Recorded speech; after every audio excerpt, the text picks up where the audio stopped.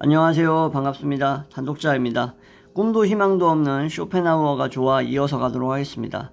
자, 지난 시간에 이제 우리가 개별성이라는 그 집착에 얽매이지 않는다면 관조와 이런 어떤 응시를 통해서 좀 더 평안하고 그리고 집착에 휘둘리지 않는 소유욕에 이제 고통받지 않는 그러한 진정한 평온을 찾을 수 있다라는 식의 내용을 이제 전달해 드렸습니다. 그래서 이번 시간에 이제 쇼펜하우어적 통찰부터 시작을 하는데 진행을 하도록 하겠습니다. 당신이 읽는 소설 속 이야기가 당신이 사는 시대나 공간과 상관없이 전개되어도 인물들의 외향이라기보다 인물 그 자체에 동일시되는 기분을 느껴본 적이 있을 것이다. 당신 자신을 더 이해하기 위해서, 잘 이해하기 위해서라면 당신과 그 소설 주인공을 비교해보라. 그 인물들은 모든 인간이 근본적으로 겪는 모든 어려움과 기쁨을 산다. 당신의 개별성 속에 모든 인간 조건을 놓는 것이다. 이게 한마디로 그런 거죠. 내가 겪고 있는 그런 고통이라던가 어려움, 난관 같은 것들이 사실상 어느 누군가가 지금 이 시간 또는 미래의 어떤 시점에 과거에 겪었던 것을 내가 반복해서 겪고 있다라는 생각을 하는 거겠죠. 가장 중요한 것은 당신의 개별적인 근심을 이해하는 것이 아니라 내가 왜 이런 근심을 하고 있는가, 이게 어떤 내용의 의미와 가치를 지니고 있는가를 이해하는 게 아니라 모든 인간에게 고유한 어려움을 제가 말씀드린 것처럼 이해하는 게 중요하다. 보편적인 지식을 통해서 주어지는 이러한 시각적 초월이라는 게 1인칭적인 나의 앞에 당면한 그 과제에만 초점을 맞추는 게 아니라 그것을 넘어섰기 때문에 전 인류와 보편성적인 관점에서 바라보기 때문에 이걸 초월이라고 표현을 했겠죠. 이런 시각적 초월은 결국엔 자기 자신만을 오로지 살펴보는 그런 이기적인 관점보다도 훨씬 자유롭고 해방감을 주지 않는가라고 얘기를 합니다. 역시 저도 당연히 동의하는 부분이고 이것이야말로 진정한 해방에 한 발짝 더 다가가는 게 아닐까라고 생각을 합니다. 자, 이어서 이제 쇼펜하우어적 수행을 들어가 보면 우리는 흔히 같은 관념을 되씹는다. 이 되씹음은 나중에 독이 될 수 있다. 씹고 씹은 생각들을 다른 것으로 대체하면서 일격에 몰아내면 좋다. 관조가 이에 도움이 될 수 있다. 우리가 계속 같은 관념과 같은 고민에 얽매여서 그거에 사로잡혀가지고 다른 것을 바라보지 못하고 있을 때 그러한 것들을 다른 것으로 대체하면서 한 방에 몰아낼 수 있도록 관조를 하며 이것에 이제 도움을 줄 수 있다라는 거겠죠. 회화 작품, 뭐 서양 예술이든 뭐 동양 예술이든 간에 유명한 작품 하나를 선택해가지고 그림 세계 속으로 완전히 들어갈 때까지 가만히 바라보라. 이런 작품들 중에서 제가 추천해드릴 만한 작품이 이제 카스파르 다비드 프리드리 작품이라든가 아니면은 니콜라 푸센 같은 사람들의 작품을 추천드립니다. 이제 한 명은 프랑스 화가고 한 명은 독일 화가인데 시대적인 시점으로 봤을 때는 한 몇백 년 차이가 나긴 합니다. 그렇지만 두 사람 다 이 풍경에 대해서 아주 아름답게 그렸던 화가이고 그리고 거기에 드러난 인간의 모습은 아주 작고 조그맣게 나타나 있어요. 근데 그러한 것들이 이제 그러한 작품들 풍경에 초점을 맞추고 인간의 초점을 맞추지 않는 작품들이 관조하기에 아주 적합한 작품들이라고 생각을 해서 추천을 드립니다. 그렇게 이제 완전히 몰입될 수 있을 때까지 바라보게 되면 상상력을 동원해보고 있는 것에서 그 작품 안에 드러난 것들 중에서 더 많은 것들, 세세한 부분을 바라보면 이런 연습을 하다 보면은 결국에는 내 안에 있는 내면의 수많은 잡념들이 어떻게 된다? 깨끗한 물로 단 한 번에 씻겨 나가는 것 같은 그런 느낌을 받을 수 있다라는 거겠죠. 여기에 이제 예를 드는 것은 생빅투아르 산을 그렸던 폴 세잔의 그림 가운데 하나를 보라고 얘기를 하네요. 풍화작용을 겪은 자연의 요소들이 어떻게 그림으로 작업되었는지 보라. 해체되고 분산되어 사라질 듯한 여린 형상들이다. 이 세잔의 그림 같은 경우에는 이런 느낌이 들어요. 원근법을 나타내면서도 동시에 입체감까지 드러내는 공간적인 개념을 완전히 이제 2차원적 평면에 수행했다라고 어떤 실험적인 인상적인 그런 느낌을 줄 수 있는 그림을 최초로 시도했다라고 평가받는 화가인데 사실상 이 피카소의 입체주의 있죠. 파블로 피카소의 입체주의의 선구적인 역할을 했다라고 보기도 합니다. 왜냐하면 파블로 피카소가 세잔의 이러한 공간감이라든가 구조의 영향을 상당히 많이 받았고 예찬했기 때문에 그렇게 여러분들도 한번 세잔의 그림 중에서 자기가 정말 사랑했던 산이었던 생 빅투아르 산이 액상 프로방스 지역에 있었나? 세잔의 고향인 아무튼 그 지역에 있었던 산인데 그 산을 너무 좋아했어요, 세잔이. 그래서 그 그림 그린 걸 한번 보시면 좋을 것 같습니다. 그래서 이러한 것들이 어떻게 그림으로 작업되었는지 보면서 어떻게 하라는 거예요. 관조하고 거기에 몰입해서 자신의 자아와 수많은 잡념들을 씻어내보자는 거죠. 해체되고 분산되어 사라질 듯한 형상들, 그것을 통해서 자연은 도대체 어떤 살고자 함을 통해서 끊임없이 창조되고 재창조된다라는 것을 느낄 수 있을까 하고 이렇게 우리에게 질문을 던져보는 겁니다. 개별적 살고자 함에서 벗어나서 이 자연 자체, 세계 자체가 그러한 맹목적 의지로 둘러싸여 있다라는 것을 느낄 때 결국에는 이것이 나만의 의지가 아니구나라는 것을 느끼면서 해방감을 느낄 수 있다라는 게 지금까지 계속 설명하고 있는 쇼펜하우어적인 구원이라고 할 수 있겠죠. 어느 한순간을 이제 보내보자라는 거예요. 어떻게 보내면은 여기 잘렸네. 자연의 한 곳을 찾아보면서 아름다운 곳을 이제 관조하면서 하루의 어느 한순간을 보내면 이런 일상적인 실천이 당신을 평온하게 만들 것이다 라고 얘기하는 거죠. 그리고 어쿠스틱한 음악을 하나 들어보자. 음악을 들으면 영상이, 다양한 감각들, 표상이 머릿속에서 내면에서 깨어나는 것 같지 않냐 라고 질문을 합니다. 그러면서 이러한 감각의 환기를 통해서 뭘 한다? 우리의 정신을 어떤 속박된 세속의 굴레로부터 벗어나게 해보자. 당면한 과제로부터 잠시 해방돼 보자는 거죠. 그래서 당신에 대해서는 더 이상 생각하지 말라는 거예요. 나의 자아에 대해서, 나의 문제에 대해서 생각하지 말고 음악 속에 완전히 빠져서 몰두해서 여러 떠오르는 심상과 이미지들을 자유 연상하면서 조합해보자. 그것들이 당신에 대해서 또 보편적 인간에 대해서 무엇을 이야기하고 있는가? 아니면 나와 이 자연, 이 우리를 둘러싸고 있는 세계, 보편적 인간성에 대해서 전부 다 얘기를 하고 있는가? 아니면 나만 얘기하는가? 이런 것들에 대해서 한번 심사숙고해보자는 거죠. 이런 경험을 계속 해보면, 습관화시켜보다 보면 마치 내 자신을 잊은 듯이 내적 고요에 침잠될 수 있지 않겠나라고 얘기를 하는 겁니다. 이런 것도 사실상 수행이라는 말이 들어가 있죠. 수행이라는 말은 뭐겠어요? 한 번 시도해가지고 되는 게 아니라는 거예요. 결국 계속 반복해가지고 이러한 습관에 익숙해지는 것이 중요하다라는 걸 얘기하는 거겠죠. 그죠? 다음 챕터는 이제 에고에서 해방되기입니다. 사실상 이 에고에서 해방돼야 되는 게 우리 현대인들이 가장 선행되어야 되는, 현대인들이 가장 먼저 수행해야 되는 그러한 과제 중에 하나라고 생각을 합니다. 에고에 너무 사로잡혀 있다라는 거. 사실상 모든 사회 악적인 측면들이 여기서 발산되는 거기 때문에 이거에 대해서 완벽하게 컨트롤할 수 있는 인간은 별로 없다라고 생각해요. 저는 저의 에고를 사실상 되게 잘 컨트롤하고 있는 사람이라고 생각을 하고 그거에 대한 대항마로서, 무기로서 완벽한 컨트롤 방법으로서 뭘 사용하고 있냐? 바로 솔직함을 사용하고 있죠. 그런데도 불구하고 여기서 해방되기가 쉽지 않습니다. 그래서 여러분들께서도 이것에서 해방되기가 상당히 쉽지 않을 거라고 생각을 해요. 뭐라고 얘기하는지 한번 살펴보도록 하겠습니다. 자기애라는 본능인 에고이즘은 짐승처럼 인간의 본성 안에 있다. 이거는 버릴 수가 없는 거죠. 이 에고이즘은. 그것은 살고자 하는 의지에서 나온다. 인간은 자신의 이해관계를 드러낼 수 있고요. 타산적이라는 형용사를 이기적인이라는 형용사로 갈아 끼운다는 점에서 동물보다 한수위다. 이건 좀 약간 풍자하는, 비꼬는 듯한 말이죠. 그죠? 인간관계에서 진정한 무기다. 살고자 하는 의지를 실행하고 동시에 탐욕스럽고 만족할 줄도 모르고 타자에 대해 스스로 장당하며 모든 종류의 포식을 감행할 준비가 되어 있기 때문이다. 우리는 이것을 충분히 인식해야지만 우리 자신으로부터 벗어날 수 있다. 우리가 얼마나 이기적인지를 스스로 반성해야지만 스스로의 에고이즘에서 벗어날 수 있다라는 겁니다. 여기는 뭐 이제 단어에 대한 설명인데 뭐 이기주의, 이기심으로 번역할 수 있다. 그래서 뭐 이러한 표현은 뭐 에고가 아니라 인텔렉트라고 뭐 맞나? 이렇게 읽는 게 이렇게 표현된 것을 뭐 옮긴 경우가 대부분이다. 그래서 뭐 두 단어를 구분하기도 하고 뭐 혼용하기도 했음을 뭐 밝혀둔다. 뭐 옮기니가 이렇게 옮겨놨네요. 그래서 이제 우리는 항상 타인이 자신의 행동 속에서 자신의 이기를 추구한다고 생각합니다. 저 정말로 이거 많이 느낍니다.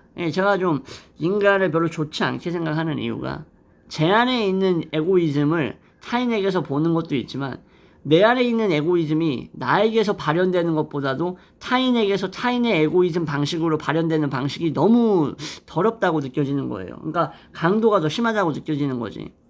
그런데 그 사람이 갖고 있는 이러한 이기라는 것은 결코 우리의 이기가 아니며, 그리고 이렇게 이기주의는 우리와 그 사이의 차이를 계속해서 벌려놓는다, 이렇게 생각을 한다는 거지. 사실상 거대한 의지의 한 측면, 객관화의 측면에 불과한 건데도 불구하고 계속 저건 저놈의 이기심이야, 나의 이기심이 아니야 라고 생각을 하면서 계속 우리와 상대방의 차이를 다르다라는 식으로 갈라놓는다는 거죠. 그래서 타인의 이기는 우리의 이기에 도움이 될 때만 가치가 있고, 우리에게 혜택을 줄 때만 우리의 관심 대상이 된다. 그러니까 이거죠. 저 자식의 이기심이 나에게 아무 쓸모가 없어. 그러면 그냥 악인 거야. 근데 저 자식의 이기심이 나에게 혜택이라던가 호의적인 측면이 있단 말이야. 그러면 이건 이제 선하게 느껴지고 우리에게 좋다라고 느껴지는 거겠죠. 선악이 상대적인 거지 않겠습니까? 그죠?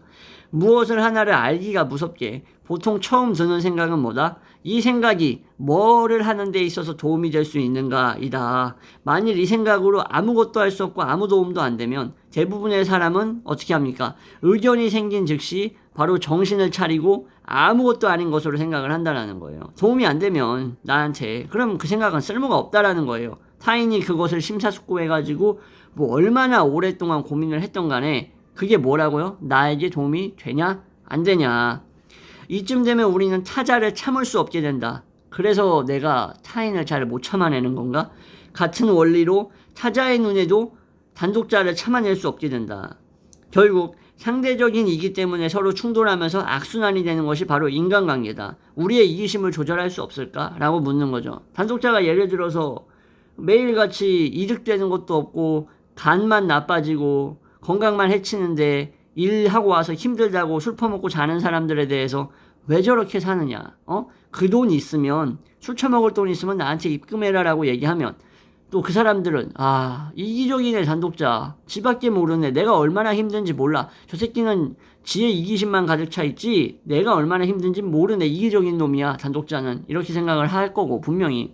그리고 제 입장에서 봤을 때도 나는 이 역경과 난관을 면상에 그냥 그대로 상판대기에 그냥 그대로 직격탄을 맞았는데도 불구하고 담배도 안 하고 술도 안 하고 그냥 독서로서 이겨내고 있는데, 저 자식은 너무 이기적이어서 내가 얼마나 강인하게 이겨내고 있는지를 모르는구나. 진짜 강한 사람은 난데 네가 아니라. 이러면서 또 저 나름대로의 생각을 하겠죠. 그죠?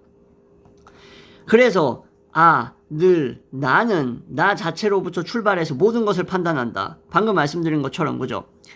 그런데 그렇게밖에 안 되는 것이 뭐다라고요? 나는 무매개적이며 즉각적인 방식으로 알기 때문에.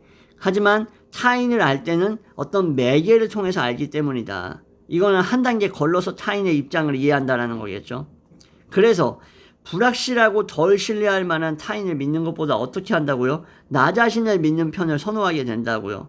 어떤 사람에게 조언을 구할 때 그가 그 사안에서 나에게 어떤 이익을 가져다 줄지 의심이 드는 순간 어떻게 할까요, 여러분들? 조언을 구할 때 내가 얘한테 이걸 물어봤는데 얘가 나한테 어떤 이익을 가져다 줄지 믿음이 안 가. 물어봤는데 그럼 어떻게 해요? 그러면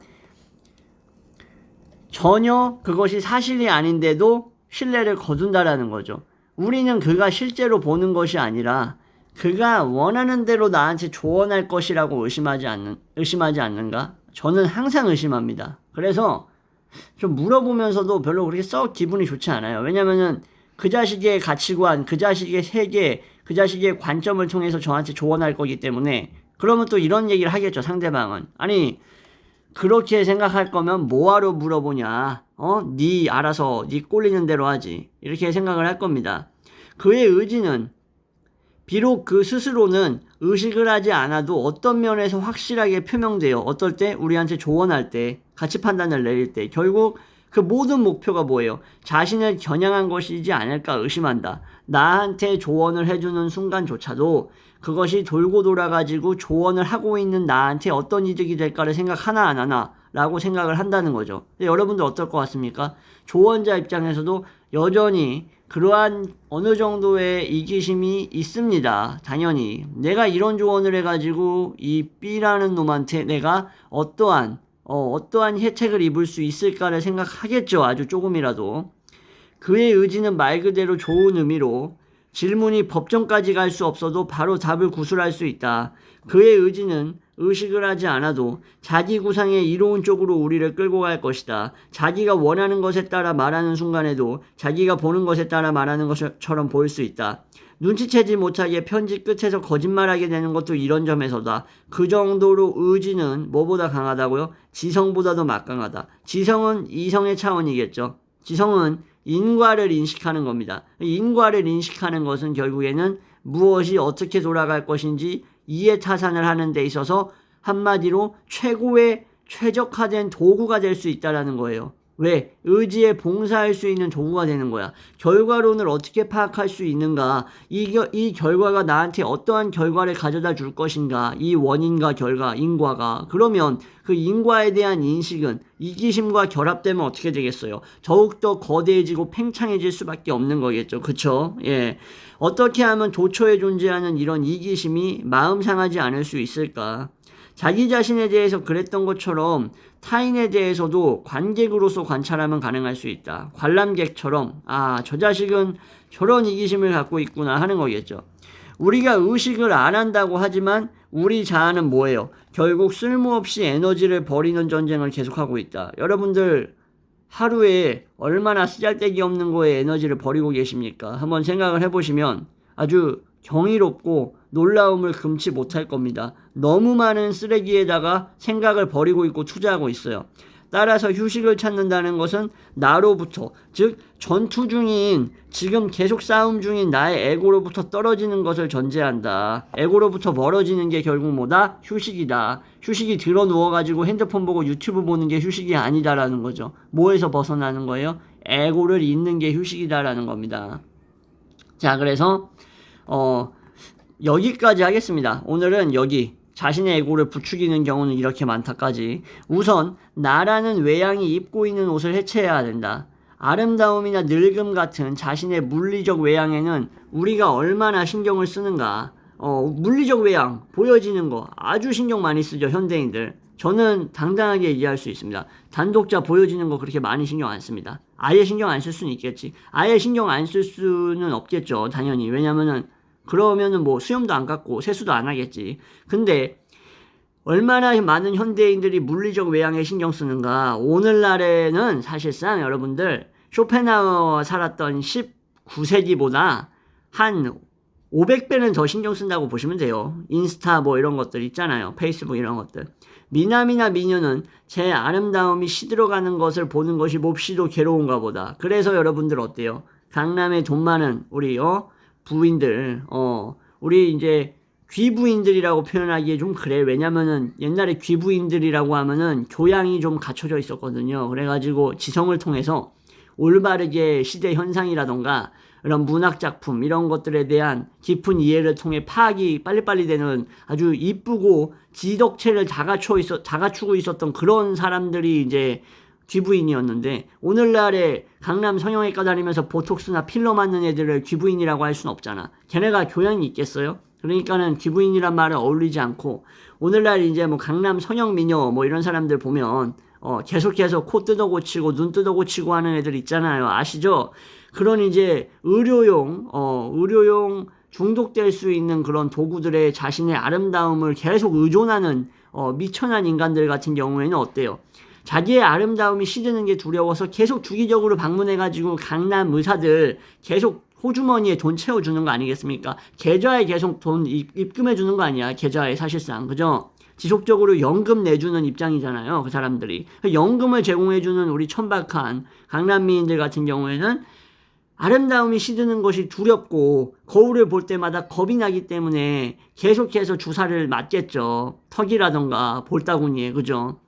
자신의 존재 의미가 정복과 성취에 있다면 성적으로 덜 매력적일 수 있다. 또한 다른 사람으로부터 인정받고 싶고 존경받고 싶고 칭찬받고 싶다는 사회적 외향에서도 벗어날 필요가 있다. 이거는 여러분들 아시겠지만 인간의 기본적인 본능에 가까운 자기 실현 의지, 약간 매슬로의 5가지 욕구 중에서 마지막 최종 단계 피라미드 꼭대기에 있는 의지와도 결합되어 있다라고 볼 수 있는데, 이제 나아가 인정받고 나아가서 세상에서 사람들에게서 스스로에게서 스스로 뿌듯하고 칭찬받고 싶은 어떤 그러한 가치가 있는 인간이 되고자 하는 욕구는 너무 자연스럽지만 사회적인 존재가 되고자 하는 인간이기 때문에. 그런데도 불구하고 너무 여기에 집착하면 어떻게 된다? 병적인 결과가 발생할 수 있다. 자신의 지성을 빛내고 싶고 중상하는 자들을 이기고 싶은 거예요. 그러면서 우위에 점하고 싶고 경쟁에서 체면을 구기고 싶지 않고 내가 이기고 싶은 마음 역시나 에고를 부추기는 경우가 될 수 있다라는 거겠죠. 사실상 이런 것들이 인간을 불행하게 만드는데 이런 거에 어떻다? 한국인들은 어느 나라 사람들보다도 더욱더 집착하고 있다. 그렇기 때문에 어떻다? 자살률이 1위다. 불행지수가 1위다. 라는 거겠죠. 우리나라가 물질적인 풍요가 부족한 나라입니까? 아니죠. 어디를 가든지 모든 걸 쉽게 접하고 쉽게 얻을 수 있는 나라예요. 아날로그적인 방식은 더 이상 현대사회 이 2024년에 거의 실존하지 않아요. 그렇죠? 우리가 움직일 때 빼고 행동할 때 빼고 신진대사의 어떤 본능적 바이올로지컬한 측면 빼고는 아날로지한 방식이 거의 다 사라졌어요. 근데도 불구하고가 아니지. 그렇기 때문에죠. 그렇기 때문에 우리가 불행하다. 현대인들이. 그죠? 계속 에고를 부추기는 것들만, 자극적인 것들만 우리에 둘러싸여 있고 우리를 둘러싸고 있기 때문에 그걸 찾고 있기 때문이다 라고 정리를 할 수 있겠습니다. 네, 이렇게 해서 오늘 영상 여기까지 하고요. 지금까지 시청해 주셔서 감사합니다.